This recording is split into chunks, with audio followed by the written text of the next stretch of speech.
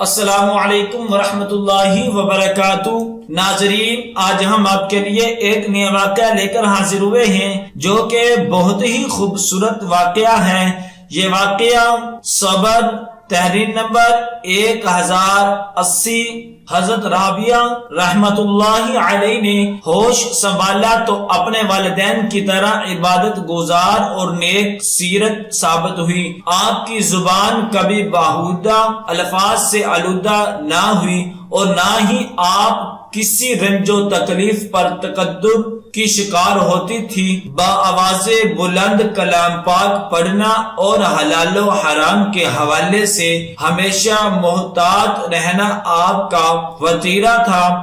آپ کی ذہانت و فطانت کا یہ عالم تھا کہ جو بات سنتے فوراً ذہن نشین کر لیتے۔ اس کی بدولت آپ نے قرآن کریم حفظ کیا اور نبی کریم صلی اللہ تعالی علیہ وسلم کی متعدد حدیث آپ کو زبانی یاد تھی۔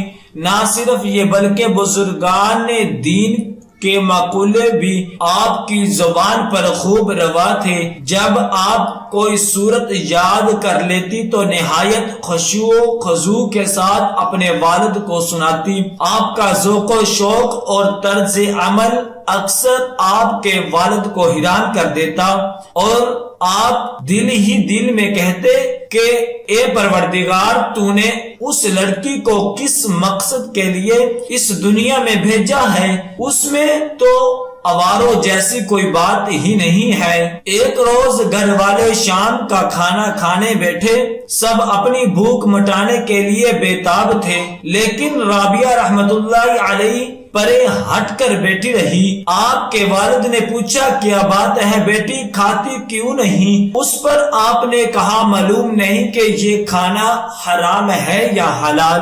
یہ سن کر اسماعیل چونکہ یہ کہا، کیا تم نے کبھی دیکھا کہ اگر حلال کھانا نہ ملے تو ہم نے حرام کی جانب ہاتھ بڑھایا ہو؟ اس پر رابعہ نے کہا، نہیں، لیکن ہمیں اس دنیا میں بھوک پر صبر کرنا چاہیے تاکہ آخرت میں آگ پر صبر نہ کرنا پڑے۔ دعا ہے کہ اللہ تبارک و تعالی ہم سب کو ان کلمات پر عمل کرنے کی توفیق عطا فرمائے۔ صدق اللہ العظیم۔